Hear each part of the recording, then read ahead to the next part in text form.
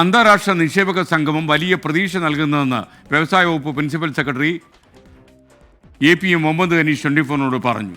നിക്ഷേപ സംഗമത്തിന്റെ പരിണിത ഫലം വരും ദിവസങ്ങളിൽ കാണാൻ കഴിയും. പ്രതീക്ഷിച്ചതിനേക്കാൾ പങ്കാളിത്തം ഉച്ചകോടിയിൽ ഉണ്ടാകുമെന്ന് APM മുഹമ്മദ് അനീഷ് പറഞ്ഞു. നിതിൻ അംബുജൻ തയ്യാറാക്കിയ റിപ്പോർട്ട്. വിവിധ രാജ്യങ്ങളിൽ നിന്നും സംസ്ഥാനങ്ങളിലെ പ്രതിനിധികളുടെ പങ്കാളിത്തമാണ് പ്രതീക്ഷിക്കുന്നത്. അപ്പോൾ എങ്ങനെയാണ് ഈ ഒരു സംഗമത്തിന്റെ ഒരു ലക്ഷ്യം കണക്കാക്കുന്നത്? അല്ല, നമ്മുടെ ദേശീയ തലത്തിലും അന്തർദേശീയ തലത്തിലും ഗണ്യമായിട്ടുള്ള പ്രവർത്തനം നമ്മുടെ കോർ മേഖലകളായ 22 മേഖലകൾ നടത്തിയിട്ടുണ്ട്. അതിൻ്റെ എല്ലാം അടിസ്ഥാനത്തിൽ നല്ല പ്രതീക്ഷ ഉണ്ടായിട്ടുണ്ട്. ആ പ്രതീക്ഷകൾ തീർച്ചയായിട്ടും ഇന്നിവിടെ അവതരിപ്പിക്കുന്നു. നാളെ വൈകുന്നേരമാകുമ്പോൾ കാര്യമായിട്ടുള്ളൊരു ചിത്രം വരും. പിന്നെ അങ്ങോട്ട് അതിൻ്റെ ബാക്കി പ്രവർത്തനം നടത്തുക എന്നതാണ് ലക്ഷ്യം. എത്ര കോടിയുടെ നിക്ഷേപം, ഏതൊക്കെ വൻകിട പദ്ധതികൾ, അതിലൊരു പ്രഖ്യാപനത്തിൽ ഇപ്പോൾ കടന്നിട്ടില്ല. അപ്പോൾ റിയലിസ്റ്റിക് ആയിട്ടുള്ളൊരു പ്രഖ്യാപനം മാത്രമേ ഉണ്ടാവുള്ളൂ. കടക്കാത്തതിന് കാരണം ഇതൊരു കണ്ടിന്യൂസ് പ്രോസസ്സാണ്, മാസങ്ങളായി തുടങ്ങിയിട്ടുള്ള കാര്യമാണ്. അപ്പോൾ അതുകൊണ്ട് തന്നെ സാമ്പത്തിക ഉച്ചകോടി ഡാവോസിൽ കേരളം എത്രയോ കാലത്തിന് ശേഷം പങ്കെടുത്തു, 19 കൊല്ലത്തിന് ശേഷം. ഇതിൻ്റെ എല്ലാം ഒരു പരിണത ഫലം ഇനിയുള്ള ദിവസങ്ങളിൽ കാണാൻ സാധിക്കും.